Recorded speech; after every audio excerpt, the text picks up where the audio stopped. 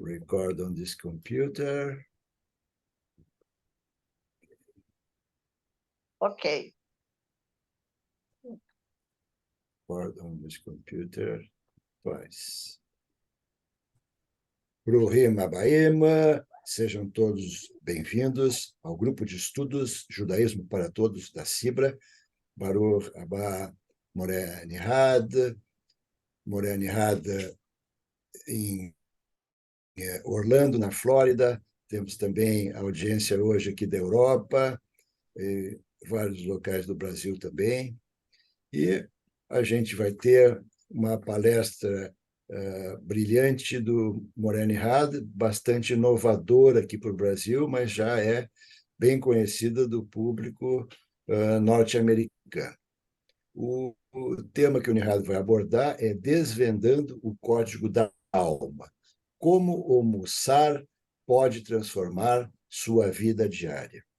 O Moreh Nihad Bassis é empresário, escritor, jornalista científico e expert de referência internacional no desenvolvimento de normas ISO, nas áreas de inovação tecnológica e gestão de projetos, representando o Canadá e o Brasil em comitês internacionais. É proprietário da Cognos Lab, sediada nos Estados Unidos, e da Sphere Intelligence, no Canadá. É membro ativo da JHTC, Jewish High Tech Community, com 2.500 membros empreendedores em tecnologia. Eu vou querer entrar nessa Jewish High Tech Community. Gostei. Nihad Bassis possui como formação um PhD em Engenharia de Produção, mestrado em Administração, MBA em Inovação Tecnológica e PMP. Tem atuado como orientador e professor de Mussar em diversos países e é fundador e coordenador de vários grupos de estudos e práticas de Mussar. Mizrahi de origem e um eterno aprendiz no judaísmo. Nihad é um apaixonado pela riqueza da alma humana. E com vocês, então, o nosso queridíssimo colega Nihad Bassis. Obrigado, Carlos. Obrigado. Obrigado a todo mundo pela presença. Hoje eu já começo dizendo, me desculpe se tiver uma tosse contínua aí, uma tosse chata, mas vai passar. Então, Mussar, quando eu vivia no Brasil, não era um tema que eu escutava, pelo menos eu não escutava nas sinagogas, muito menos fora dela. E logo depois que eu fui para o Canadá, há muito tempo atrás, vivi um bom tempo no Canadá, praticamente 10 anos, eu comecei a experienciar e a ver e viver um pouco do Mussar. Onde isso? Nas sinagogas ortodoxas, principalmente da Shabbat, existem formações contínuas de Mussar. Então, no Canadá isso é muito presente. Depois eu constatei, chegando aqui, faz pouco tempo que eu estou aqui nos Estados Unidos, eu vi que também tem sido comum as formações de Mussar. E eles falam de percurso de formação, são várias formações em Mussar. Mas antes de falar o que é Mussar, é importante dar esse contexto meio de como é que tem funcionado. Então, assim, muito presente continuamente, de forma presente nas sinagogas ortodoxas, mas tem havido um crescimento muito forte nas sinagogas reformistas aqui nos Estados Unidos e no Canadá, esse tipo de formação. A ênfase numa nova escola do Mussar, onde o crescimento pessoal é a pauta principal, é a principal agenda. Não é uma nova versão, mas uma versão mais ampla do que é o Mussar em si. Mussar, para quem não sabe, é uma filosofia de vida do judaísmo aplicada a problemas cotidianos e desafios de crescimento pessoal. É um movimento de dentro para fora. É um movimento de eu me entendo e com isso eu mudo o mundo. eu me compreendo, eu me analiso, eu me descubro, e aí, a partir disso, eu posso impactar o mundo e a minha vida de uma forma melhor. Essa é uma definição bem genérica do que é almoçar na prática, no dia a dia. O Mussar ele é constituído de ferramentas, várias ferramentas que nos auxiliam a lidar com questões desafiadoras. Por exemplo, qual a minha postura, qual a minha posição em relação a uma situação de guerra atual com tais e tais contextos? Minha opinião sobre isso, eu tenho dúvida nisso, nisso, nisso. Como é que o que o judaísmo fala sobre isso? O que o judaísmo me traz como base sobre isso? E aí existem as referências essenciais que a gente utiliza para trazer essas ferramentas e dizer, opa, então o judaísmo fala isso sobre crianças em guerra. O judaísmo fala sobre combatentes em guerra. E a gente traz essas ferramentas e diz, opa, então tem tudo isso muito claro no judaísmo? Sim, tem. E aí a gente vai trabalhando em dinâmicas, às vezes individuais, em dupla ou em grupo, para que isso seja coerente. E no final de uma atividade de formação de Mussar, a gente saia com respostas coerentes, com respostas mais baseadas em razão, baseadas no que são os princípios e valores e mandamentos do judaísmo, e não com base em reações de emoção. Só para vocês terem ideia, o curso de formação de Mussar, ele é presente até na formação dos combatentes do IDF. Então, assim, não é algo novo. Isso já tem mais ou menos mais de 20 anos que é disponibilizado para que a coerência, o raciocínio, a inteligência se mantenham na frente de tudo que a gente fala como decisão. Então, o Mussar ele vem ajudar nesse aspecto essencial, decisões na vida, mas decisões que são coerentes com a que a gente aderiu, coerentes com a vida e os valores do judaísmo. Aí tem gente que me pergunta assim, poxa, Nihat, mas eu acabei de entrar no judaísmo, eu vou ter que saber toda a Torá, vou ter que saber o Midrash, vou ter que saber todo... Não, é impossível isso. O próprio criador do Mussar, lá atrás no passado, daqui a pouco eu vou dar mais detalhes sobre isso, ele falava, é uma construção contínua, ninguém sabe tudo, é impossível. É uma sabedoria que vai sendo conquistada aos poucos, com aplicação prática. É, e é, uma, e é um conhecimento que você absorve com experiência, não é só com formação nem treinamento, é uma questão que você vai, é um elemento que você vai aplicando e você vai vendo, opa, isso realmente funciona, isso não é fácil, mas isso vai constituir, vai validar realmente se eu estou vivendo aquilo que a gente chama de judaísmo vivo ou eu estou vivendo aquele judaísmo de consumo, onde eu só vou, escuto e não faço mais nada depois dos eventos. Então, a proposta é um judaísmo vivo, forte, presente e coerente com os valores que a gente deve ter. Obviamente, cada um tem sua realidade interior e sua opinião sobre suas coisas. Isso tem que ser respeitado. Isso é principal. A realidade de cada um é base, é princípio para começar a viver e aplicar o Mussar. Mas a coerência com o judaísmo, ela tem que se manter. Essa coerência nos ajuda com as escrituras que nós recebemos, com a tradição e com tudo aquilo que constitui o judaísmo, os valores, experiências das comunidades, a gente consegue ir um pouquinho mais além, com coerência e com mais razão naquilo que a gente está fazendo. Eu vou começar a compartilhar com vocês o meu slide, e aí vai ficar um pouquinho mais pedagógica a apresentação. Eu só fiz uma introdução geral e agora eu vou entrar direto no conteúdo. Deixa eu compartilhar a minha tela, só um segundo. Eu vou pedir para vocês me confirmarem se a tela vai estar compartilhada ou não. Está compartilhada? Está em modo apresentação? Não, ainda está no modo edição. Agora Ótimo. apresentação. Beleza. Então, vamos lá. Vamos lá. Primeiro, essa palestra do Judaísmo para Todos é uma palestra que foi planejada já há algum tempinho atrás. É um compartilhar de várias coisas relacionadas ao Mussar.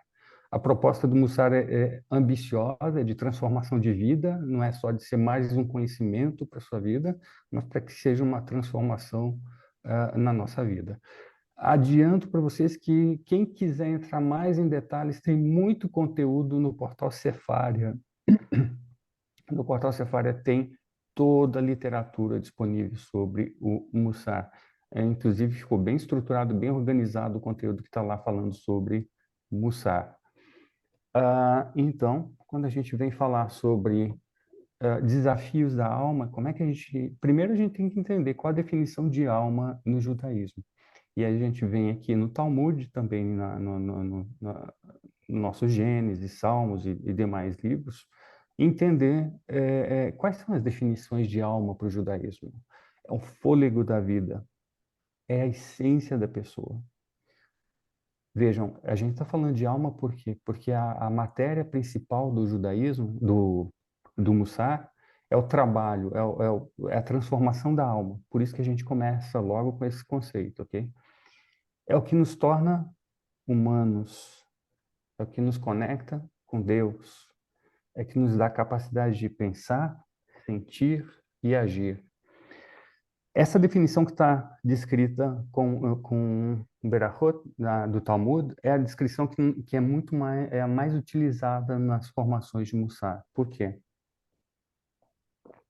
Porque ela nos traz perspectivas da mente, da alma em si, e desse movimento da mente e da alma juntos, agindo e mudando o mundo. Obviamente, muitas pessoas já pensam Tikkun Olam, sim, a prática, o movimento da alma como algo que serve para quê? Para melhorar o mundo. Então, o Mussar está diretamente ligado com os propósitos de Tikkun Olam, da melhoria do mundo através da nossa ação, de como judeus agir para melhorar o mundo. Como eu disse lá no início, é um movimento de dentro para fora, ou seja, a gente não melhora o mundo sem antes melhorar a si mesmo. Tá? A sede da personalidade, então, voltando, a gente ainda está falando sobre a alma, e o que nos dá capacidade de amar, como diz no Cântico dos Cânticos, também lá reside, na alma reside essa capacidade. Então, essas definições são as mais importantes que a gente lida durante as formações de Mussar. E aí, Mussar, óbvio, toda a base do Mussar está baseada em Provérbios 1, 2, que significa não só uma, mas que está associado a 4 palavras essenciais. Mussar é instrução, Mussar é também educação, Mussar também é disciplina e Mussar é também conduta. A combinação dessas 4 juntas é que define o que é Mussar. A gente pode dizer também que Mussar é uma riqueza de técnicas poderosas para ajudar uma pessoa a ser guiada por um sentido espiritual na vida. Então, a gente não está falando de religião, a gente está falando de sentido espiritual. Então, isso aqui vai numa perspectiva um pouquinho diferente da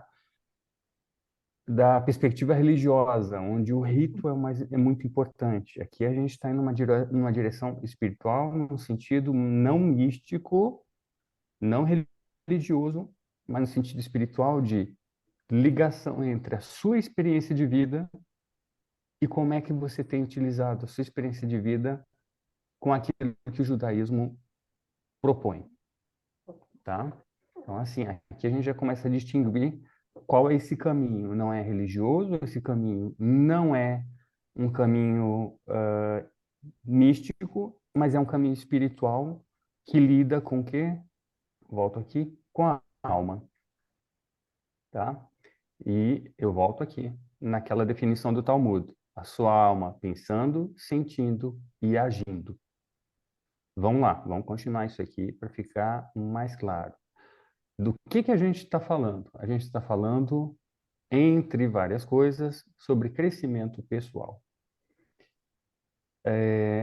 Crescimento pessoal. Melhor exemplo de crescimento pessoal.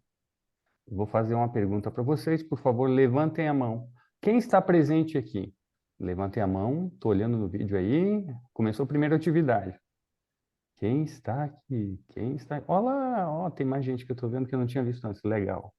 Quem está presente? Quem está presente? Estou vendo, estou vendo. Levantar a mão, tem gente que não levantou. Ah, levantou, legal. Veja, você pensou, você compreendeu e você agiu, você levantou a mão. Mas eu me pergunto, eu estou, digamos que eu seja mais um de vocês, eu não estou apresentando. Eu vou me fazer a seguinte pergunta: o que que eu estou fazendo aqui? Para que que eu estou usando parte do final do meu dia? Estou super cansado. O que que eu estou fazendo aqui? Eu estou buscando algo que possa me fazer bem, que possa me acrescentar algo, que possa fazer alguma diferença para minha vida. Porque senão, gente, eu podia estar lá fora caminhando. Gente, eu podia estar lá com meu esposo, minha esposa, meus filhos, minhas filhas. Mas não. Vocês estão dando exemplo de crescimento pessoal. Vocês estão dedicando tempo de vida de vocês, e a gente sabe que a vida é muito curta. Vocês estão dedicando tempo de vida de vocês para um crescimento pessoal. Parte dele espiritual também. Então, vocês priorizaram esse encontro. Vocês estão fazendo parte de uma atividade de absorção de conhecimento, de desenvolvimento de sabedoria, de, de coisas que podem mudar vocês interiormente e, por consequência, melhorar quem está à volta. De forma bem prática, vocês estão aqui dando exemplo de crescimento pessoal. Vocês estão escutando algo que vem do judaísmo. Vocês estão vivendo o judaísmo. Isso é muito importante. Não é todo mundo que se dedica a esse tempo. Não é todo mundo. Mesmo cansados, estamos aqui, na frente da telinha, dividindo o nosso tempo, dividindo nossas vidas aqui. Isso é muito importante. Então, o crescimento pessoal é esse processo de se envolver, de melhoria. De melhoria de quê? De diferentes aspectos da vida. Principalmente, no caso do Mussar, qual é o aspecto da vida que mais interessa para quem busca o Mussar como uma filosofia de vida, uma filosofia judaica de vida, para suporte? É como você se vê. É como você se vê de forma positiva. Como você vê em si o quanto você já evoluiu, o quanto você já está bem, ou o quanto você precisa de melhoria. Então, isso é onde a gente começa a detalhar. Ok, é como você se vê. Isso é um dos assuntos centrais na filosofia do Mussar.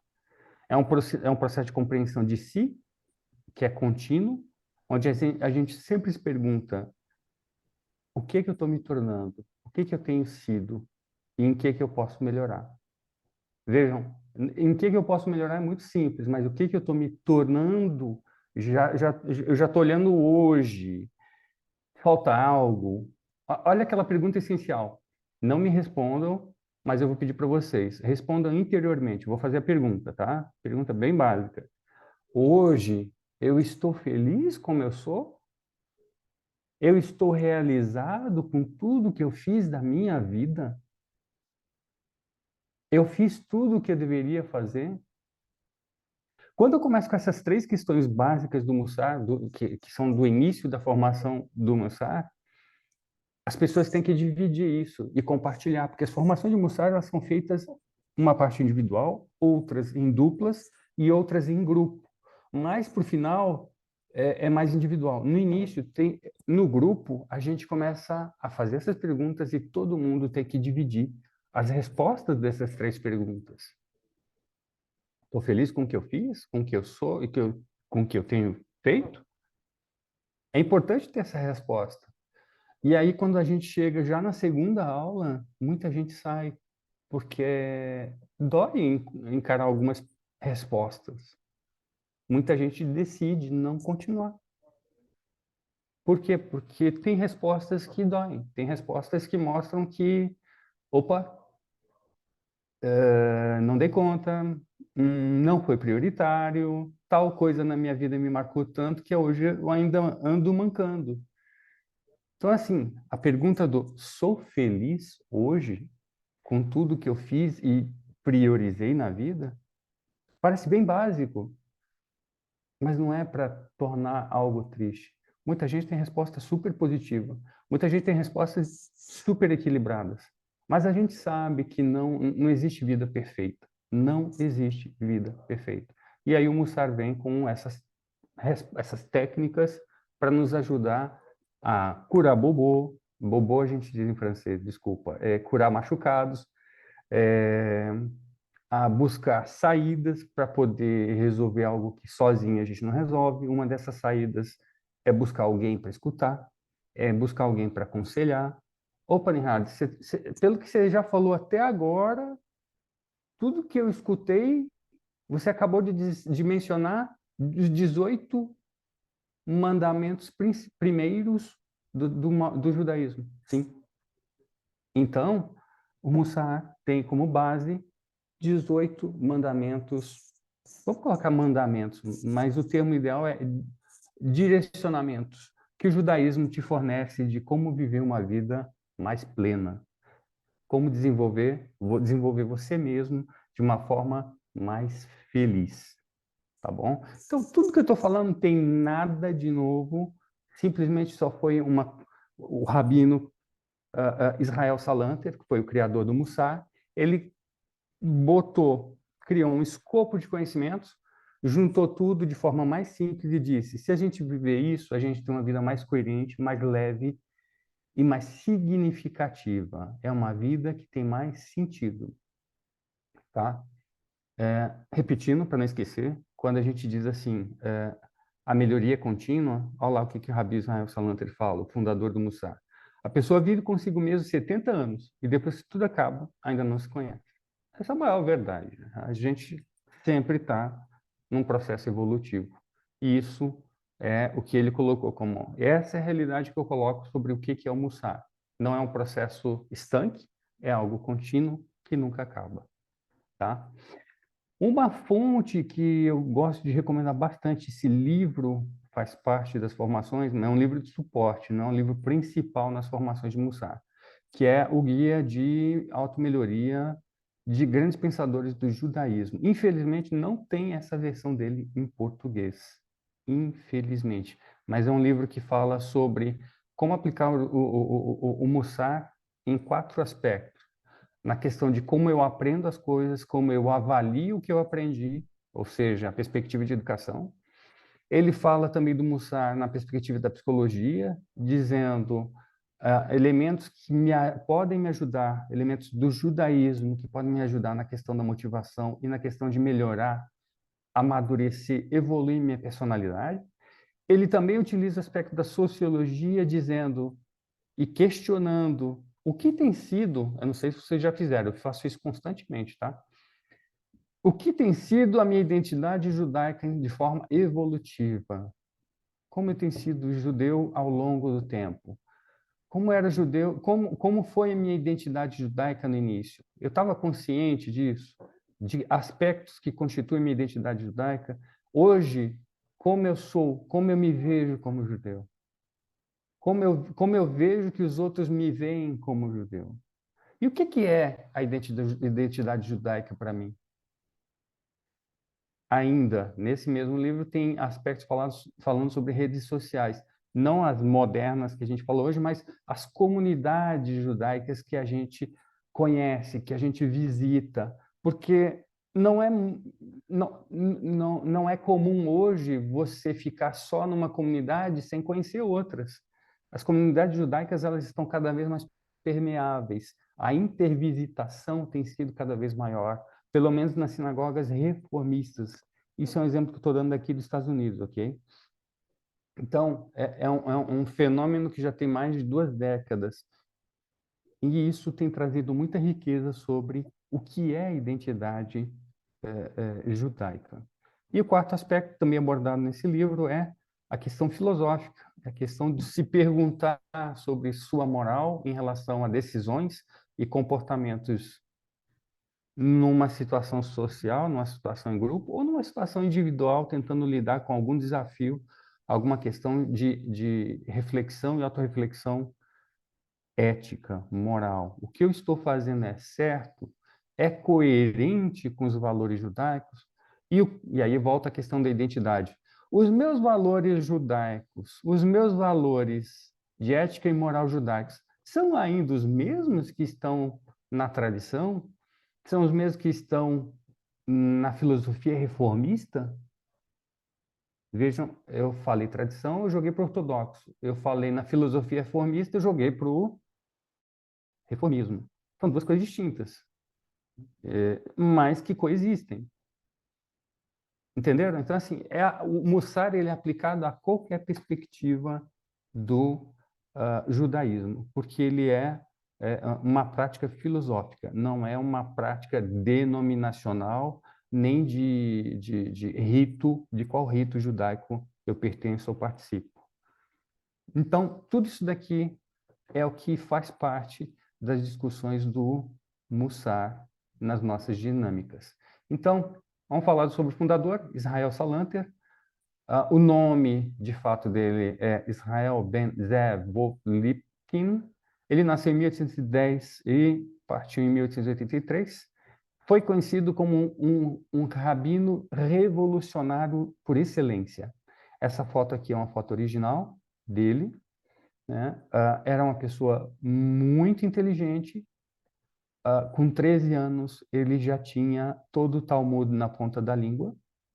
Com 13 anos, ele já lecionava, ele já ensinava outros rabinos, com 13 anos de idade. E não é uma questão de decoreba, ele argumentava. Ele era extremamente forte em argumentação de todos os aspectos da filosofia de vida do judaísmo.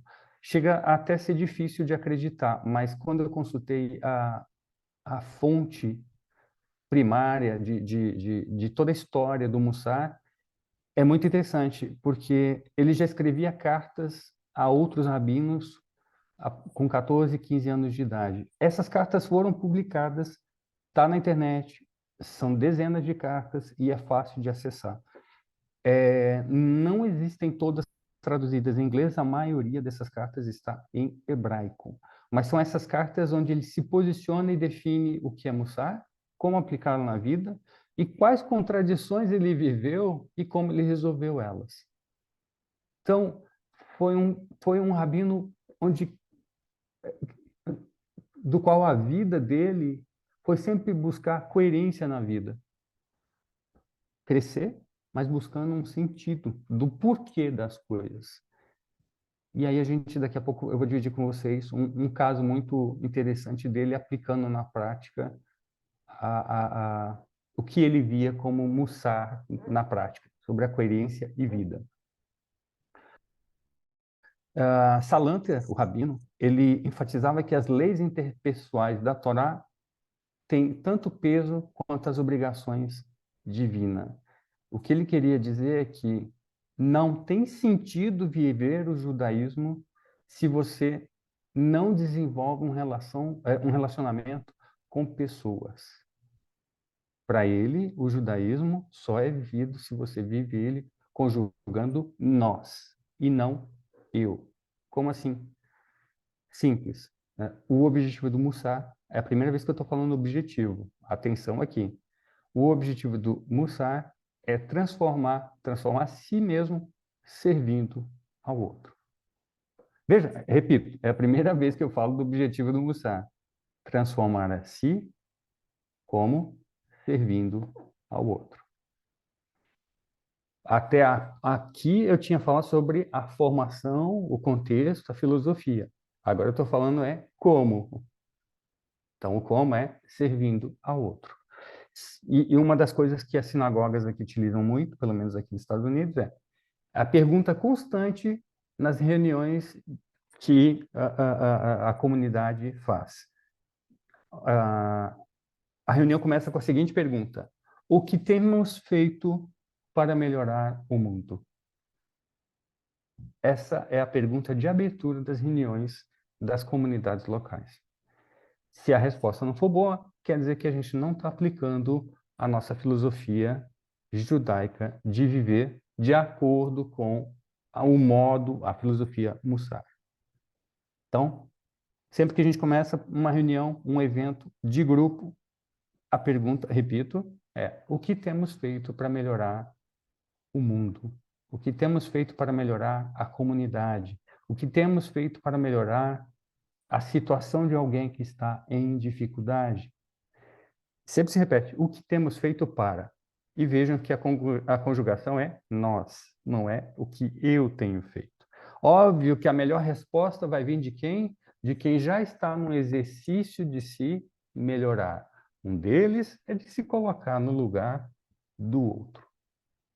Então, essa pergunta ela te leva necessariamente a se colocar no lugar do outro. Bom, apresentei o Israel Salanter. Eu poderia falar 1000 coisas dele, não vou entrar muito no detalhe, tá? Só estou colocando os princípios de base de como ele pensou o Mussar. Como eu já tinha dito, esse rabino acreditava piamente que a transformação pessoal é algo determinante em como você vive, como você crê no judaísmo. O judaísmo sem uma transformação pessoal não foi um judaísmo vivo, foi só um judaísmo de consumo, onde você não aplicou e não utilizou nenhum dos princípios que são fundamentais, que podem ajudar a transformar a sua vida, fazendo com que todo o potencial presente em ti, a questão da emanação e da criação em Deus, seja aproveitado para que você atinja uma melhoria, para que você dê mais força a todos os seus traços positivos do que aqueles traços negativos, porque, obviamente, o Rabino Salanter dizia que, óbvio, o ser humano tem seus pontos negativos e negativos, a gente não pode se iludir ou ser inocente achando que todo mundo é lindo e maravilhoso, não, mas a gente tem que usar todo esse potencial positivo para continuar se melhorando, se transformando. Ele foi um exemplo de humildade, bondade e compaixão. Ao mesmo tempo, isso faz parte também do Mussar. Quais são os comportamentos essenciais para um judeu praticante do Mussar? Humildade, bondade e compaixão. E aí aqui eu já comecei a dividir com vocês aquelas questões de como é que você se torna um exemplo de prática do Mussar. Sendo humilde, praticando a bondade e se colocando no lugar do outro. Ah, ainda, a definição filosófica do Mussar é: ele clama a vida. É você colocar a vida como prioritária. É você dizer para si: eu tenho feito da minha vida algo prioritário, ou eu estou vivendo a vida dos outros, ou a vida de alguém, ou a vida de outros? Vejam que isso aí é muito importante esclarecer. Só um segundinho aqui, um minuto.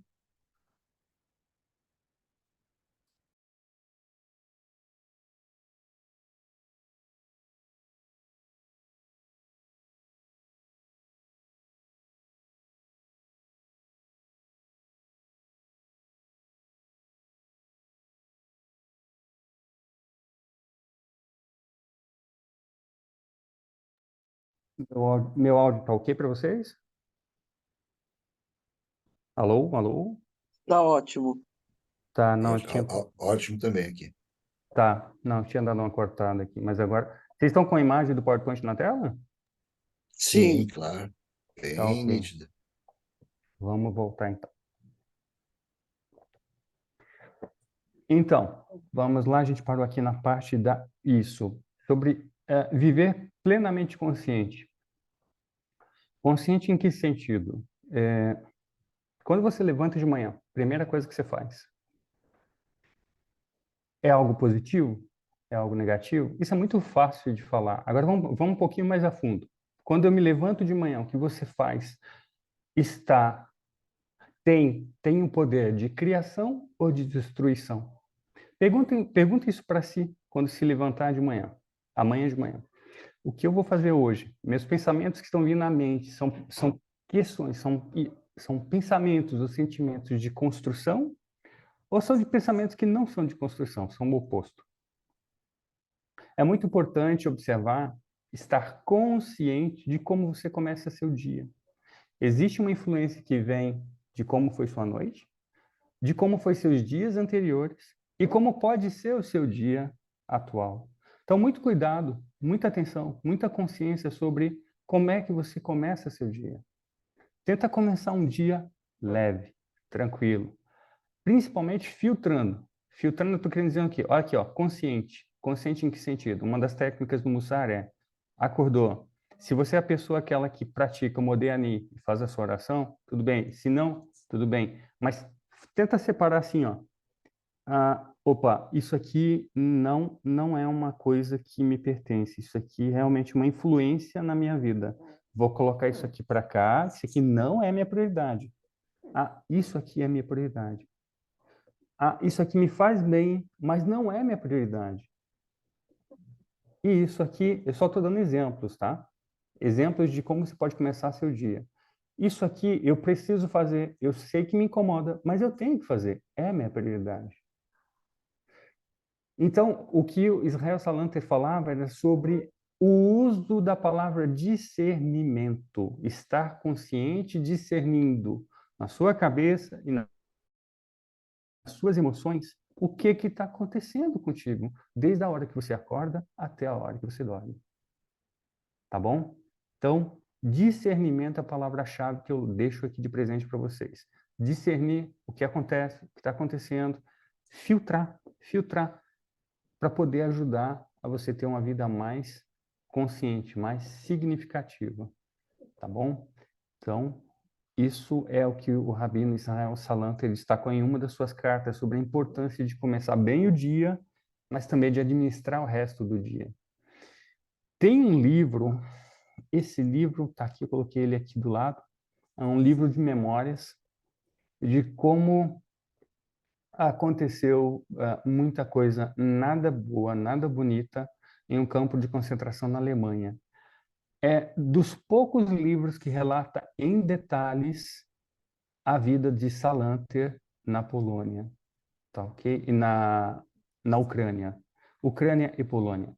Então, assim, esse é um livro-fonte para quem quiser aprofundar muito sobre a vida do Rabino e entender por que ele criou tudo isso daí. Foi um contexto de dúvida, foi um contexto de crise do judaísmo, foi um contexto de perseguição, e ele tentou trazer mais bom senso à vivência do judaísmo em situações difíceis. Uma coisa um dos exemplos de como ele era diferenciado, eu vou colocar esse termo, diferenciado, foi que ele tinha um comprometimento em melhorar o mundo e não só a sua comunidade. E aí aqui uma história. Em 1848, comprometido com o bem-estar da cidade, ele alugou alojamentos hospitalares com 500 leitos, em plena epidemia de cólera. E seus talmidins cuidavam de pessoas doentes 24 horas por dia, mesmo durante o Shabat.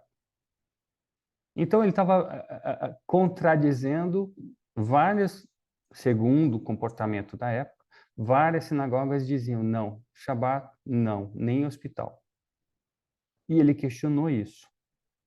Ele questionou ao ponto de colocar cartazes por todos os lados, dizendo: você judeu, se você se sentir fraco, estiver doente, coma, mesmo se for Shabat. Tem gente que diz que este rabino foi um precursor, nessa época, do judaísmo reformista aplicado, de começar a questionar e não levar só a vida de forma literal, ok? Isso é uma opinião. E o que aconteceu?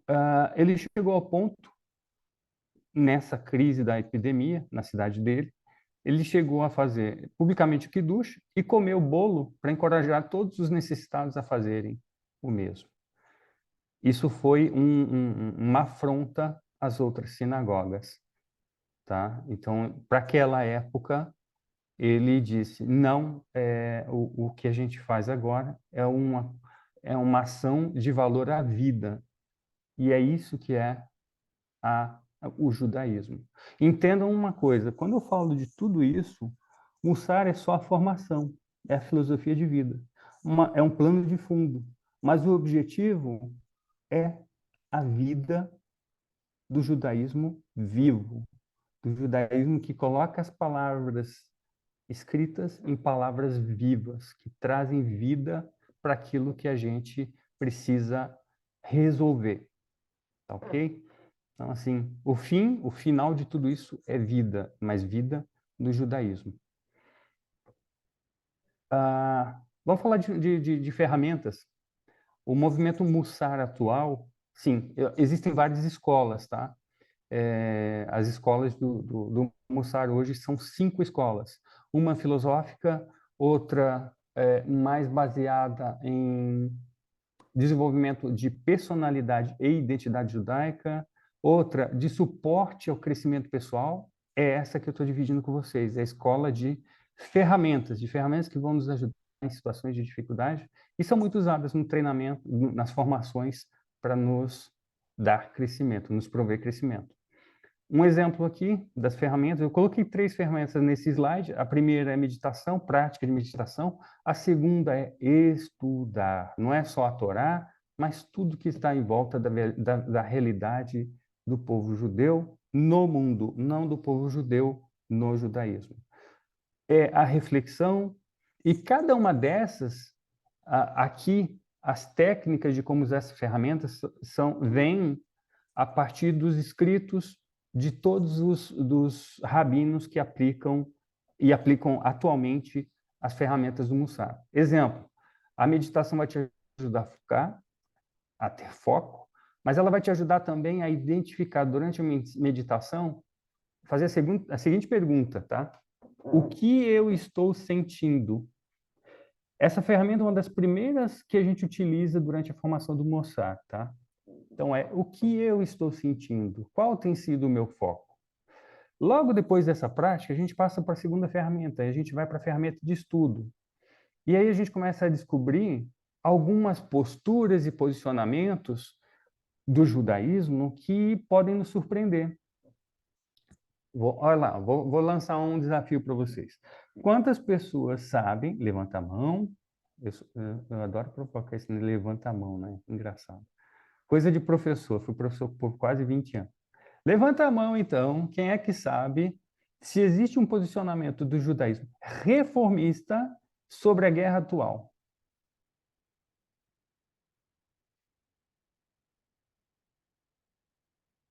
Pois é.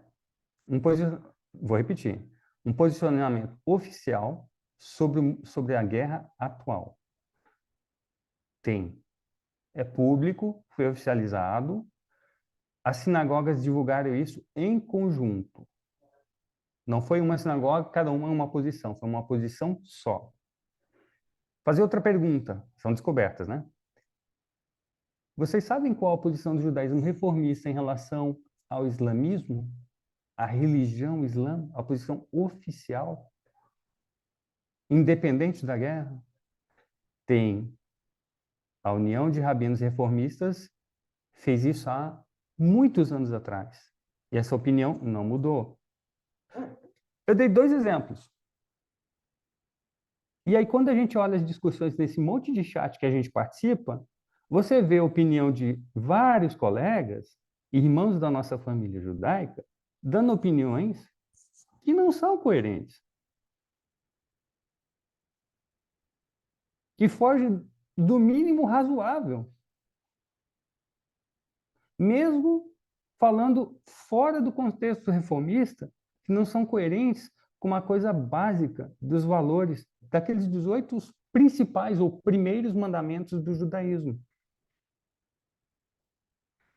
Vocês já tentaram fazer, curiosamente, buscar os 10 rabinos mais famosos no mundo? Famosos no sentido positivo. Aquele famoso não é porque vende livro, não. São pessoas que trazem grandes mensagens. O que eles estão falando sobre a guerra? Uau, é impressionante. A palavra que você vai mais escutar: paz, amor, coerência. E o que a gente... Aí, ó, olha só. Saímos do compreender e descobrir. E agora vamos passar para a próxima ferramenta, tá? Que a gente vai para a ferramenta de reflexão. Espera aí. Então, tem coisa que eu falei que é meio incoerente. Tem. Vou me desculpar, pá, me desculpei. Vou me corrigir. Corrijo. Aí a próxima. Vamos dar nome para aquilo que eu não estou sabendo? Ou aquilo que eu estou sentindo? Raiva, tristeza, decepção. Essa guerra não precisava acontecer. Tem muita gente morrendo. Não está certo. Dá nome para os sentimentos. Vai ajudar a entender o que está acontecendo aqui dentro. Aqui dentro onde? Na alma. Na alma. A gente tem que decodificar o que está acontecendo aqui dentro para se melhorar. Vai ser a única forma de melhorar esse mundo. E quando a gente levanta de manhã, a gente levanta para construir ou para destruir? Viu que eu voltei lá atrás, né? Eu levanto de manhã para quê? Para construir ou para destruir? Qual é a coerência da minha vida? Opa, qual o sentido da vida? Trazer o reino de Deus para a terra. Não é focar no céu, no paraíso. Pelo menos todo o movimento reformista sempre se posicionou assim, inclusive ortodoxo e racídico. Aqui é uma via de passagem, mas a gente tem que trazer a criação de Deus para cá. Isso é parte da definição de Tikkun Olam. Melhorar o mundo é trazer as coisas boas da criação para o mundo, não da destruição. Então, ponto. Tudo que eu fiz agora foi um exercício com vocês, explicando essas 3 ferramentas numa discussão, num trabalho de busca de respostas. Vocês acabaram de vivenciar na prática 7 minutinhos de como a gente aplica o Mussar na vida, usando 3 ferramentas em discussão. Ok? Então, isso aí foi Mussar na veia, Mussar na prática. É para provocar, é para trazer questionamento, é para trazer crescimento pessoal e é para não ficar na teoria. Porque no fim de cada encontro a gente faz uma pergunta que diz o seguinte: o que você vai fazer hoje para construir, para mudar o mundo, para melhorar o mundo, transformando você, transformando a sua vida? Ok? Então, vamos dar uma respiradinha de 10 segundos. Vou pedir para vocês fecharem os olhos. Eu vou contar até 10. Respira fundo, parte do exercício de Mussar de meditação. Feche os olhos, por favor. Eu que conto, tá? Você não controla a situação. Deixe ser controlado.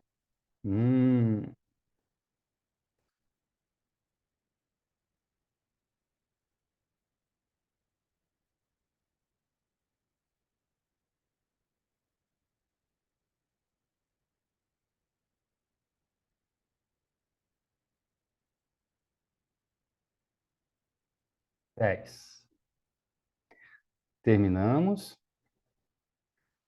Que desconfortável. Alguém bagunça nas cabeças, cheio de ideias, cheio de informação, e depois pede para meditar. Aí ele não conta 1, 2, 3, a gente nunca sabe quando vai terminar. Vocês viram como é o ser humano? A vontade de controle, a vontade de ter resposta na hora. É para isso que existe o Mussar.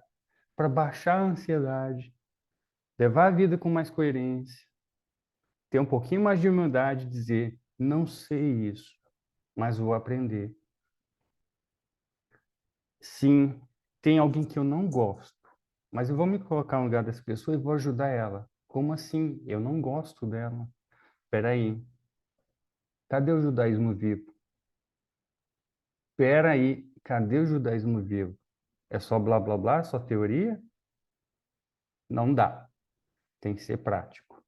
Então, baixar a necessidade que a gente tem de controlar tudo, diminuir a ansiedade e ter um tempo para pensar, para fechar os olhos, nem que seja 10 segundos e se perguntar: eu estou feliz com tudo que eu fiz? O que eu vou fazer para melhorar? Em 10 segundos você faz essa pergunta. Eu falei lá no início da nossa palestra de hoje. Eu estou feliz e o que eu faço para mudar? Então, Mussar é essa filosofia que vem te ajudar com esse monte de ferramenta. Teve uma vez que me perguntaram, Nihari, quantas ferramentas o Mussar propõe? Esses rabinos se juntaram tudo e criaram um monte de ferramentas. Sim, mas quantas? Na verdade, elas são infinitas, elas são proporcional à sabedoria que nós temos em todos os nossos escritos, Torá, Talmud, Mishnah. São infinitas as ferramentas. É como a gente aplica elas é que é o desafio. Como é que a gente estrutura elas é que é o desafio. Na formação que eu fiz, tem o Instituto Mussar aqui na Flórida, mas é o maior instituto de Mussar do mundo inteiro, ele fica aqui na Flórida. Um dos cursos tem 72 ferramentas. Um dos cursos, 72 ferramentas de como melhorar a vida. Sabe quanto custa cada curso desse? Mais ou menos $350 cada curso. São 5 encontros, tá? Isso são os cursos que são abertos à comunidade em geral. Eu não estou falando só a judeus, é aberto para cristãos, muçulmanos, não importa a religião. O Mussar hoje, ele está sendo espalhado no mundo inteiro. Muita gente cristã está aparecendo para fazer esse curso. E esse curso tanto é presencial quanto online. Mas esse conhecimento, essa sabedoria judaica, ela está se espalhando pelo mundo afora. Isso é muito interessante. Para as pessoas que são de alguma sinagoga, sabe quanto tem sido esse curso? Zero, nada. É o seu tempo. Esses cursos, geralmente, as sinagogas disponibilizam gratuito para os membros das sinagogas. Tá? Então, para quem está na família, realmente não tem custo algum. É só realmente colocar na agenda e priorizar e fazer. Tá? Então, isso é a informação que eu queria compartilhar com vocês. Mas aqui, Carlos, desculpa, eu estou sem relógio. Você pode me dizer como é que está meu tempo aí? Eu falo muito aí, eu posso perder a noção. Vou fazer uma pergunta, então. Quantos minutos tu precisa? Que eu te digo se dá ou não dá. Tá, eu preciso de mais 10 minutos. Pô, dá e sobra. Tá, beleza. Ufa, valeu. Obrigado, eu sigo então. Vamos lá. Mais duas ferramentinhas aqui. Não, desculpa, 4. Compaixão, Mussar, compaixão quer dizer agir, tá? Então, se nossa comunidade, veja quando eu falo comunidade, ela vai muito além de sinagoga, tá? A noção de, no Mussar, a noção de comunidade é famílias que se ajudam tanto em momentos bons quanto em momentos ruins. Famílias de judeus que, unidos, se ajudam. É a definição de comunidade, ok? Ela não está presa a templo, ela está presa à união entre judeus. Essa é a definição na filosofia Mussar. Obviamente, isso é influenciado pelo rabino fundador do movimento, que preconizava muito isso. Então, desde lá, ele disse que era assim que a gente tinha, e é assim que a gente tem que considerar a definição de comunidade. Eu gosto muito dessa definição. Essa ferramenta de compaixão, ela quer dizer o quê? Ela quer dizer que eu lembro numa das formações foi o seguinte: no encontro lá da comunidade, no momento da reunião, falando sobre como é que está a comunidade hoje, foi feita a seguinte pergunta. Um dos líderes da comunidade, ele disse assim: quais são as pessoas que estão em dificuldade hoje? Levantem a mão e vamos dizer o nome das famílias. Plá, plá, plá, plá, plá, plá, plá. Listaram. Na hora, o líder da comunidade disse: você vai visitar, vai levar tal coisa. Você vai visitar, vai levar tal coisa. Você vai visitar essa família e vai levar tal coisa. Isso é a ferramenta da compaixão. É, durante um momento de necessidade, a comunidade está presente e agir. Ok? Esse foi um exemplo de uma ferramenta aplicada no conjunto da comunidade. Aconselhamento.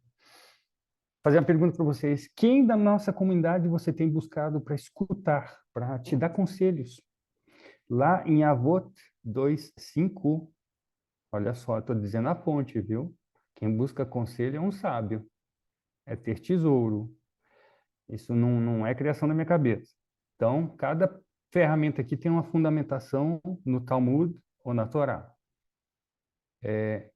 Repita a pergunta, quem você tem buscado como mentor ou amigo para ter conselho, para te aconselhar? Isso é importante. A comunidade tem que ter alguém que te aconselhe. Isso é importante. Ah, não é alguém da comunidade, é um amigo que não é judeu. Ótimo. Tudo bem. Mas você tem alguém. Então, essa pergunta é muito importante. É uma ferramenta.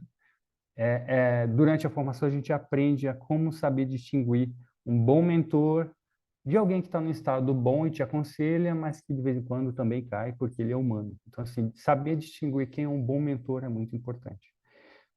É bom ter amigos, é fundamental. Buscar conselhos, é claro, é muito importante. Autoaceitação, uma ferramenta da autoaceitação. Quem se ama a si mesmo é amado por Deus. Pessahim 50a. Então, autoaceitação. Como é que a gente... numa das formações que a gente participa, você tem 45 minutos para trabalhar a discussão sobre autoaceitação.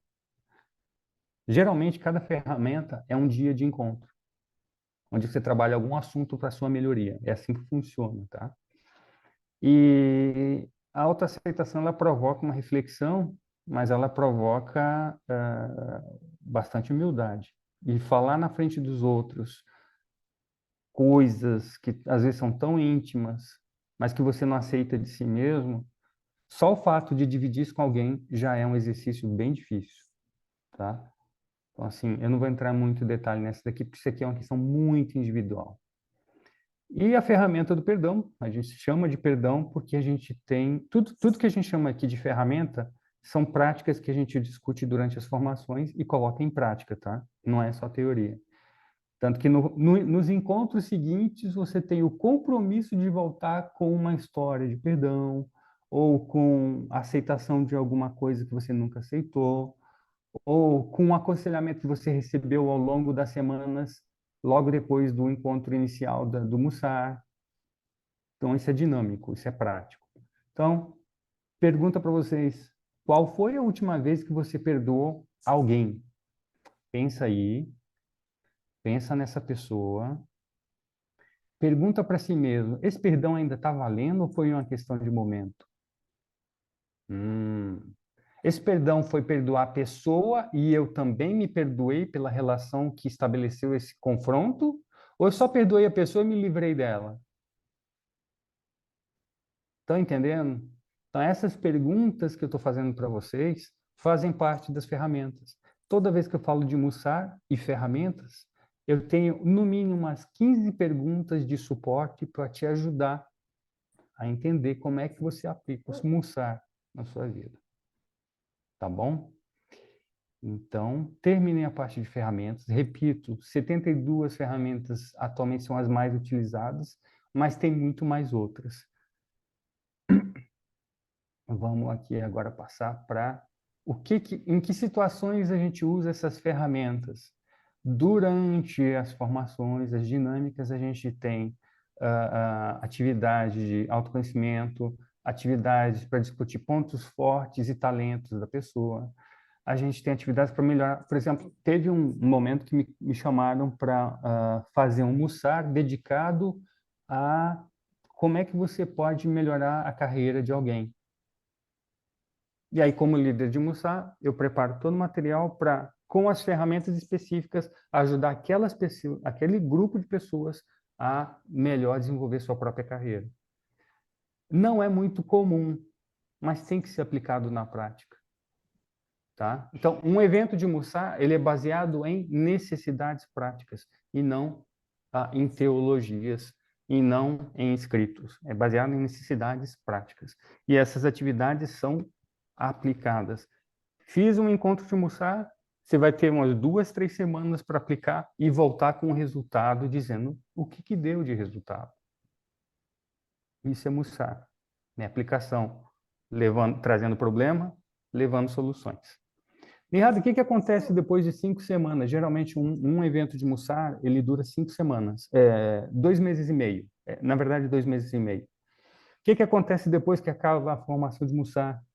Acontece uma mentoria ad eternum. Como judeu, você permanece presente na vida das pessoas, dividindo aconselhamento.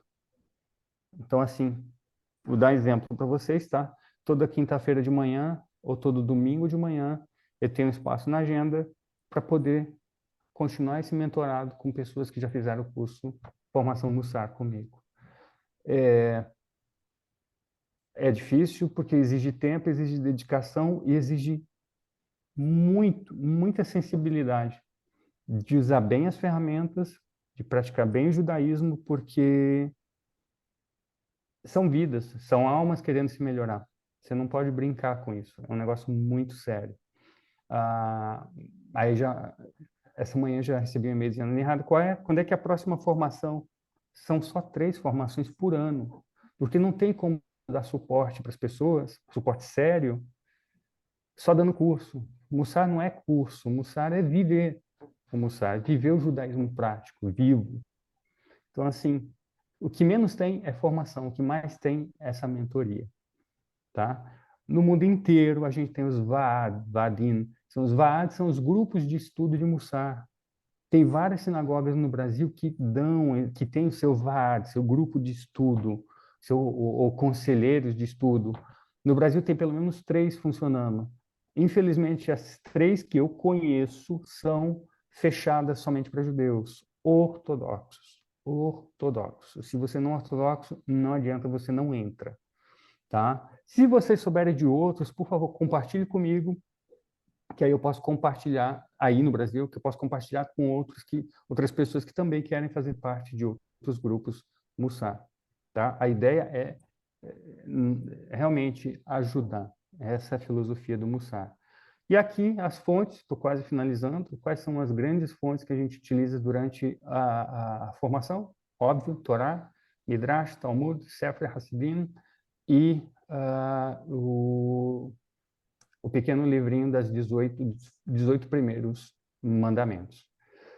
Abaixo, eu coloco o livro para quem nunca fez o Mussar, é esse livro aqui, Mudando o Mundo de Dentro para Fora, tá? Esse é o livro de base para quem nunca começou, que nunca fez um curso de Mussar. Esse a gente chama de Mussar 101. Esse curso ainda não está com data para ser lançada. Por quê? Porque é uma sinagoga que tem que chamar a gente, os líderes de formação Mussar, para que a gente monte uma turma. Uma turma dessa tem no máximo 9 pessoas. É o Mussar 101, é esse livro aqui, tá? O segundo livro, que Todo Dia Sagrado, do Alain Morinis, que é o fundador do Instituto Mussar aqui da Flórida, que é o maior instituto de Mussar do mundo, é um livro para quem quer buscar um caminho mais de meditação, de espiritualidade pura e não tanto de interação social, de mudança de comunidade. Isso é mais do primeiro livro, que é o Mussar 101, que é Mudando o Mundo, né? E ali, do ladinho no canto, vocês vão ver, obviamente, são clássicos do Mussar. O Caminho dos Justos tem em português, eu tenho certeza que pelo menos alguns de vocês já conhecem esse livro. Para quem não sabe, ele é praticamente um dos livros chaves do Mussar, O Caminho dos Justos. O Pirkei Avot, que discute muito sobre a questão social, é um livro também considerado chave. E Os Deveres do Coração, que também é outro livro-chave do Mussar. Mussar, eu posso dizer para vocês, depois de praticamente 11 anos de Mussar, eu não consegui terminar de ler toda a literatura. É muita coisa, tá? É muita coisa. E o objetivo não é ler, o objetivo é aplicar. Então, o maior incômodo que você pode ter na vida em relação a isso que eu estou falando sobre Mussar é o quanto a gente está sendo feliz com tudo que a gente tem feito. Volta aquela pergunta: você é feliz? E o que você tem feito para mudar isso? São as 2 perguntas essenciais do Mussar. Vai ter, em começo de março, desculpa, no mês de março de 2024 vai ter uma formação de Mussar, ferramentas para a vida. 9 vagas, serão 5 encontros. O certificado é pela Open Mussar. Open Mussar é um dos movimentos do Mussar, mas ele é aberto a todos. Ele vai além de judeus, tá? Ele serve a todo aquele interessado em aprender o judaísmo, o que a gente chama de filosofia judaica de vida. O Vaad Árvore da Vida é o grupo do Brasil que vai dar essa formação, tá? 9 vagas, na verdade, porque já tem 3 que já foram solicitadas. Se alguma sinagoga solicitar essas vagas, elas serão preenchidas. Desculpe, eu estou com a tosse ainda. Essa vai ser uma das 3 formações de 2024, que mais que 3 eu não tenho dado conta, é muito, e a gente está falando de vidas, de pessoas querendo melhorar. Que mais? Quem não conseguir vaga pode procurar outras vagas também no Mussar Institute, é aquele que eu falei que é aqui na Flórida, onde eu fiz minhas formações. Também fiz no centro do Mussar Contemporâneo, ele também tem vagas. São os únicos 2 que são abertos, que vão além que não são só para ortodoxos, tá? Então eles são mais, digamos, bem mais abertos. Não tanto quanto o Open Mussar. O Open Mussar é o mais aberto de todos, mas o problema desses 2 aqui é que todas são pagas, tá? Todas aqui são pagas, não são muito baratas. E a do Open Mussar é gratuita para todos de alguma comunidade judaica. Carlos, até para dividir contigo, judaísmo para todos é considerado uma comunidade unida, uma comunidade de fato. Então, fica aberto gratuitamente para todos os membros do Judaísmo para Todos a essas 9 vagas, antes que eu comece a divulgar para outros grupos, tá? A divulgação das próximas, fora dos 10 para todos, começa daqui a 3 semanas. Então, deixo aí essas 9 vagas que podem ser um presente para mim aprender mais com 9 outras almas querendo melhorar. Que ótimo, Renato. Olha, já pode nos considerar aí inclusos. Me manda a lista aí que Hum, eu vou adiante. Para tá, finalizar, maravilhosíssimo. finalizando, no penúltimo slide, 5 frases do Salanter. Desculpe pela tosse. Não se aprende a Mussar para ser um homem justo, mas para se tornar um homem justo. Tá? Isso é muito importante. O estresse, essa frase eu gosto, né? Eu acho que foi uma grande tirada do Salanter. Ele diz o seguinte, isso em 1800 e pouquinho, tá? Imagina se ele estivesse conosco no dia de hoje. O estresse é a pior das doenças.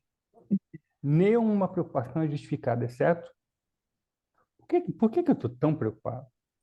Então, não é para se estressar. Tá?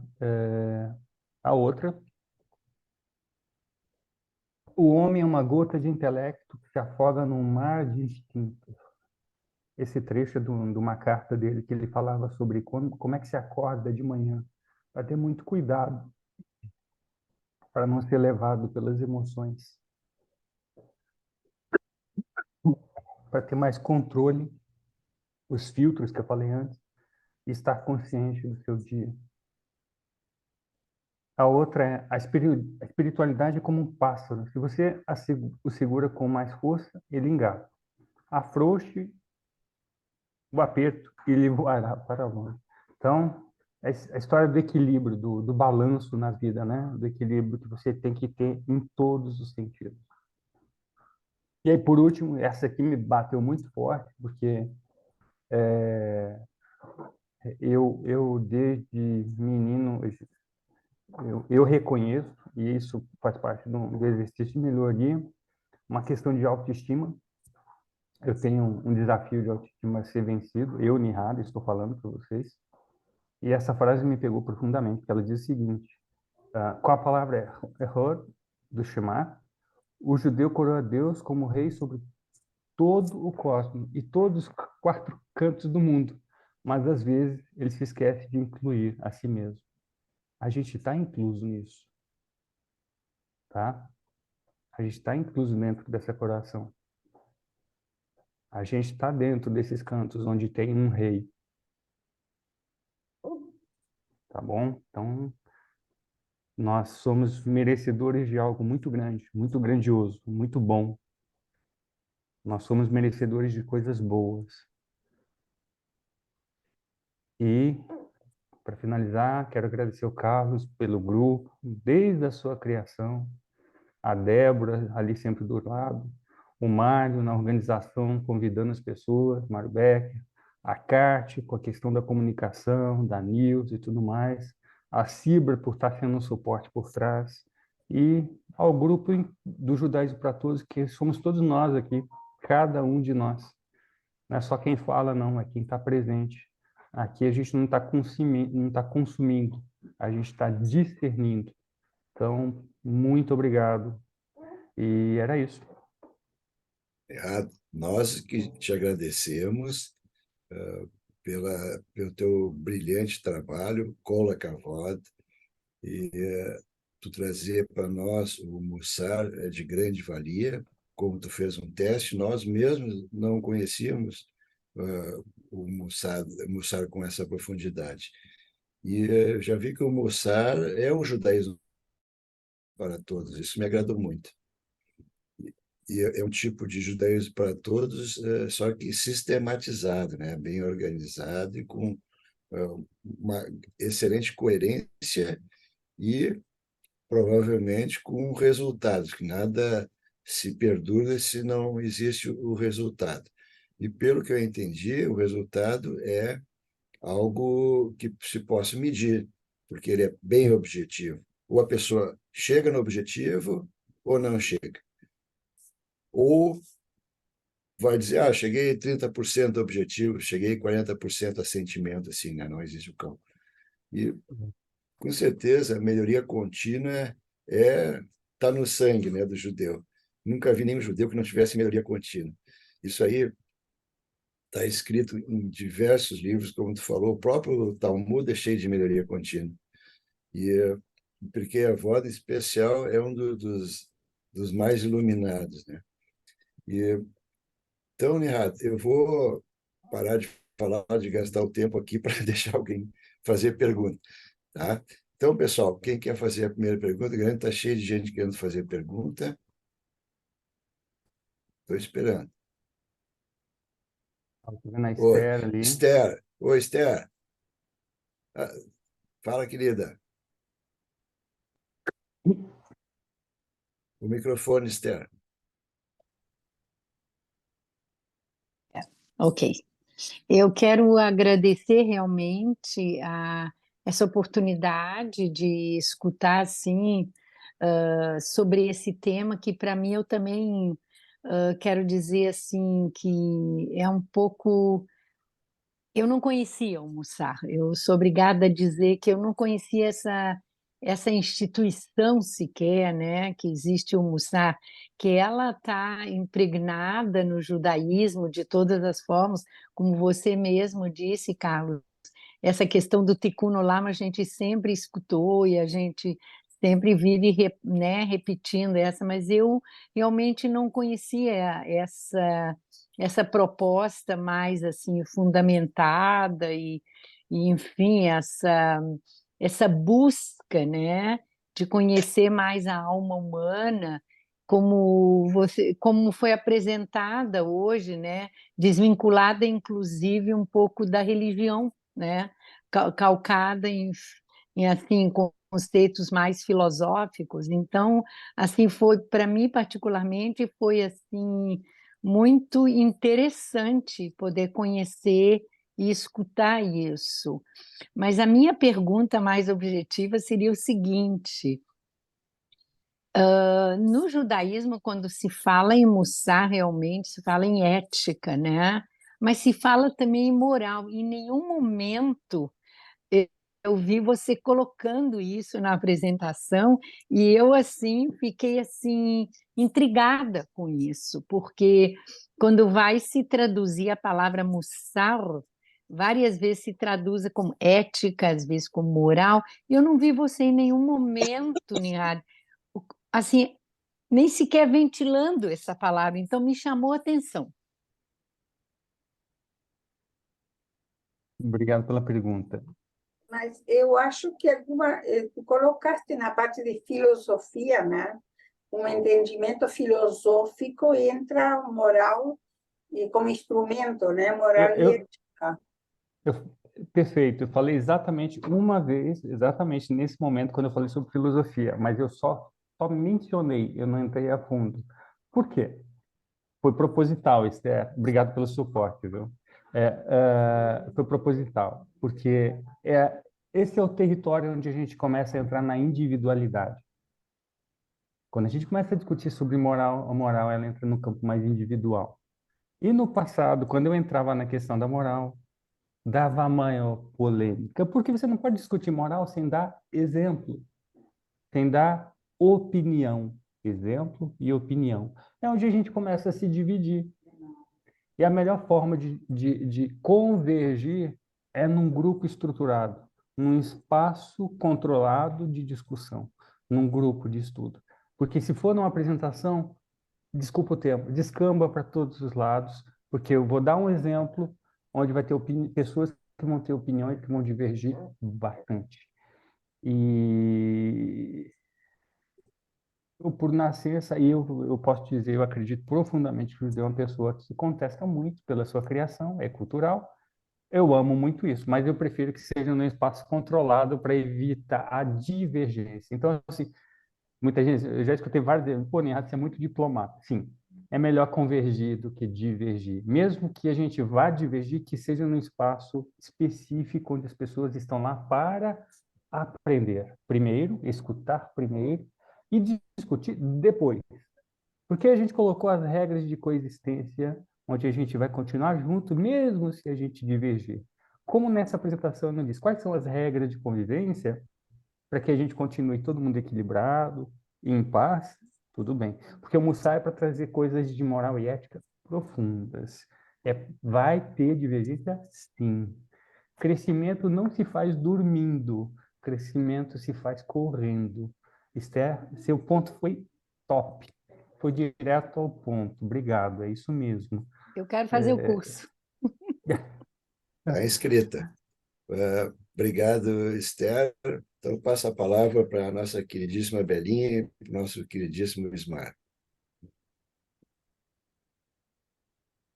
Nihad, em primeiro lugar, eu quero te agradecer por esses momentos maravilhosos, que é um tema que me fascina também, porque é preciso que a gente esteja consciente e vai muito dentro desse crescimento pessoal, que num item que tu fizeste, que disseste que é o processo, né, de melhorar as nossas habilidades, os hábitos, os nossos comportamentos e as nossas qualidades pessoais.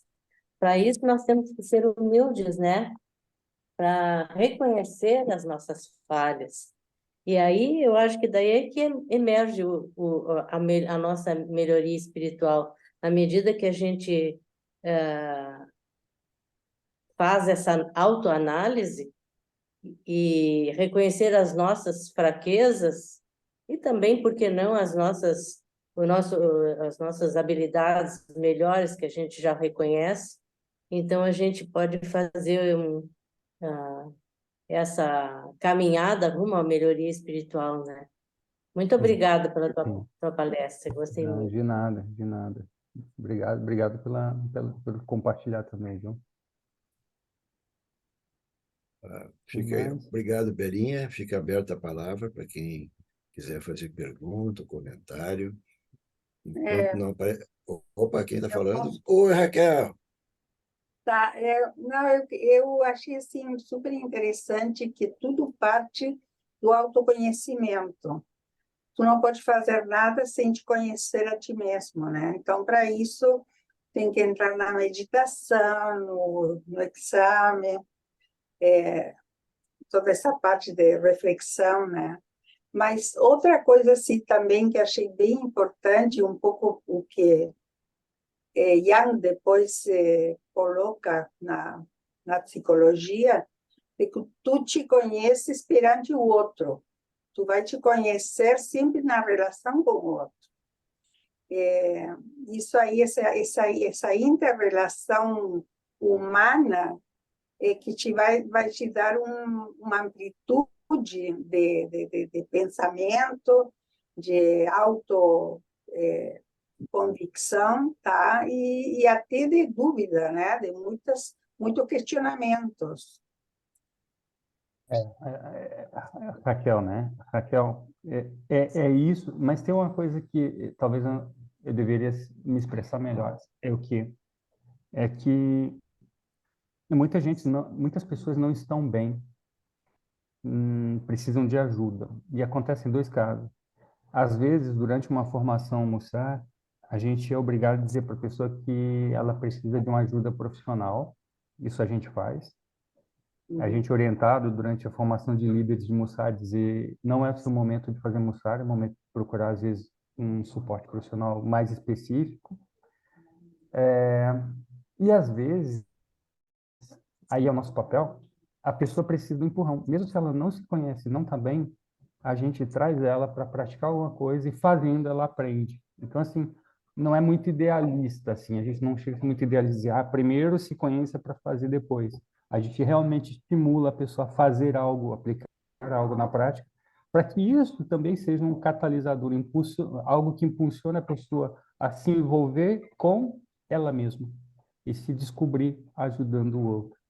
Seja por atividades comunitárias, existem várias possibilidades, mas isso é muito importante dizer. Às vezes é a próprio estar junto que nos ajuda a melhorar, servindo o outro. Um comentário que eu tenho que dizer para vocês a gente usa o termo chavirim, o companheiro, o amigo. Quando alguém aceita fazer o curso, veja o que eu estou falando, não aceita. Você tem que aceitar algumas regras. Quais uma das regras para que isso tudo dê certo, tá? Você ter que escolher alguém que vai te acompanhar durante a formação. Pode ser alguém que está no curso e pode ser alguém que não está no curso, para dividir tudo que você está vivendo, tá? Porque o papel do líder é só ser facilitador, não é para ser um líder religioso, é para ser alguém que facilite a aplicação prática. Depois eu continuo como suporte, entendeu? Só suporte, mas você tem que ter a capacidade de encontrar alguém para dividir o que você está vivendo durante a formação Mussar, durante e após. Então, o primeiro grande desafio de participar do Mussar é ter alguém para você dividir.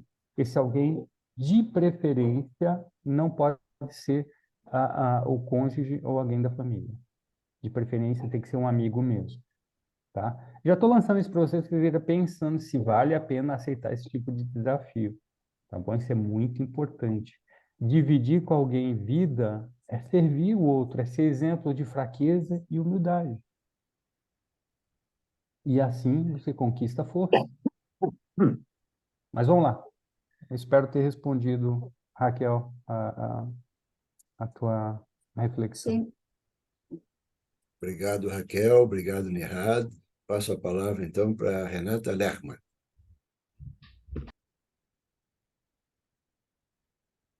Microfone, Renata.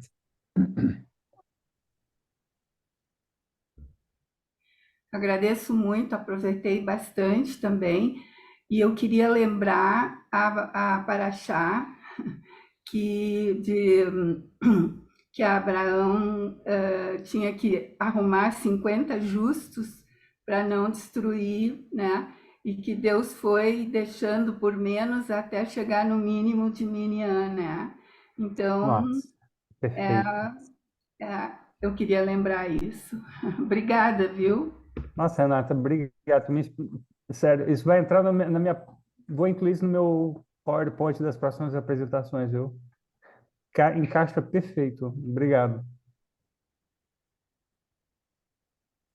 Próximo. Obrigado, Renata. Obrigado, Nihat.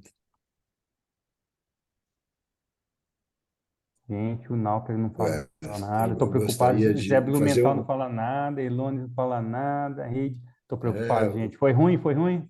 Pode Bom, falar. eu Faz já vou parte da sinceridade aí. Eu já vou aproveitar a dica do Nihat para, primeiramente, cumprimentá-lo pela brilhante aula. E realmente eu também desconhecia esse tema, né? Eu sou novo no judaísmo. E bastante interessante com o aprofundamento da alma e do bom ser que vivemos cada um de nós. Eu pergunto, Nihat, como te passasse rápido ali quase no início da palestra, sobre a guerra de hoje, eh, a posição das sinagogas, e eu pensei assim, alguém que, com certeza, muitos soldados lá, muitos oficiais, eles praticam Mossad, e se Sim. vê em situação agora, ter que matar, guerrear, destruir. Então, como fica, será que a cabeça de uma pessoa dessa, numa situação que estamos vivendo hoje, com essa guerra absurda, não? É muitíssimo difícil isso, tá? Muitíssimo delicado. Deixa eu mostrar aqui para ti. Foi num ponto muito importante. Tem um grupo que a gente participa, eu participo, eu não sei se dá para, não estou vendo se dá para aparecer na tela. Aí não vai, bom, enfim, ah, eu participo de um grupo, além de judeus na área de tecnologia, tem um grupo de judeus em suporte ao IDF. Nós estamos ajudando o pessoal que está em campo agora, seja orando ou conversando com eles. Alguns, em alguns momentos, são bloqueados do grupo por questão de segurança, e eles não podem receber mensagem. Mas eles lá em campo estão mandando mensagem quando eles podem, quando eles saem de uma determinada situação, eu não posso falar muito, eles mandam mensagem e compartilham coisas que, Deus do céu, é complicado, é muito complicado. O Mussar vai ser só um suporte. A essência é humana, é a alma. Então, assim, a gente está tentando ajudar, não é fácil. Nesse momento, a gente tem 400 membros pedindo ajuda, nesse momento agora, pedindo oração, porque coisas difíceis estão acontecendo. Eu só imagino a situação, né, que se passa na mente de uma pessoa dessa, né, que quer Sim. fazer o bem e está... Uma das coisas que eu posso dizer é assim, vai ter muito em breve gente disfuncional para voltar para a sociedade, tá? Sem autonomia para voltar para a sociedade. São pessoas que vão precisar de suporte especializadíssimo. Então, que bom se a nossa sociedade a nossa família estiver preparada para dar esse suporte. Como é que a gente começa? Começa por si. Porque querer ajudar o outro sem ter um mínimo é difícil. Mas, Elon, teu ponto foi que nem o da Esther. Outro ponto bingo. Coisa que tem resposta, mas varia muito e aí é papai do céu. Desculpa em usar esse termo, mas ele vai ele vai trabalhar nisso também. A gente tem que ter fé que a mão dele está nisso. A gente não está só e a gente nunca teve só. Ponto. Isso tem que ter em mente e no coração. Obrigado. Desculpa não dar a resposta, mas a gente tem que assumir que a gente não tem resposta para tudo, né? Obrigado, Elones. Então, passo a palavra para o Moré José Blumenthal. Microfone, José. Microfone, José. Anila Chomea.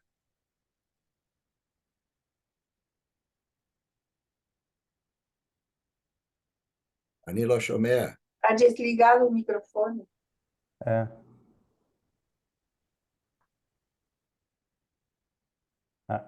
Eu não consigo abrir o teu microfone, senão eu Peraí. já abriria. Pronto. Bingo! A minha auxiliar para assuntos aleatórios me ajudou agora bastante. E, olha, eu quero ser sincero, eu não levantei o braço, mas eu vou aproveitar, já que me deram essa chance. E como bom judeu, eu quero começar a te fazer uma pergunta. Eu queria que tu me traduzisse, explicasse pelo menos um pouco o que é Nihat, como é que o nome, de onde é que Era, ele vem.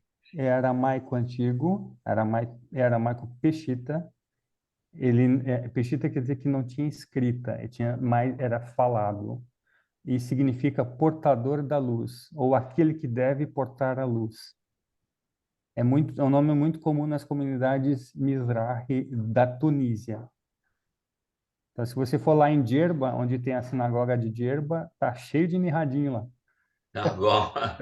Bem, eu não quero me estender, porque realmente, em geral, a gente encerra nesse horário, mas eu gostaria só de destacar um ponto. O que nós estamos fazendo hoje à noite aqui, e em outras ocasiões, e em ocasiões que os judeus se encontram para conversar, para decidir coisas, eu acho isso de uma força muito grande, porque nós temos que nos unir, nos dirigir, decidir coisas entre nós. Nós não temos, ou como nas outras religiões, que tem pessoas que definem e que ajustam, que os caminhos são traçados, etc. Eu acho que isso dá uma riqueza muito grande, ouvir as pessoas, trocar ideias, concordar, duvidar, enfim, isso faz com que nós possamos crescer mais e amadurecer. Queria fazer só esse comentário, o resto todo vai ficar para outra oportunidade, porque eu sei que o tempo está se esgotando. Obrigado, Zé Pimentel. Muito obrigado. Obrigado, José. Obrigado, Nihad. Então, vou passar a palavra direto, então, para o Nihad, para fazer seus comentários finais e fazer o encerramento. Comentários finais. Carlos, se possível, prioridade para quem quiser participar do curso, é prioridade para quem esteve presente aqui, tá? Por favor. Para quem teve... Se mesmo se passar os 9, todos que estão presentes tiverem interesse entram, tá? Aí fora de quem não teve presente, realmente a gente tem que pensar junto. Mas a prioridade é só realmente para quem está aqui online, live, aqui ao vivo com a gente. Porque judaísmo é vivo, é isso, é praticar, é priorizar, é estar junto. E a gente tem que estar junto um com o outro. Em momentos bons, mas em momentos ruins também.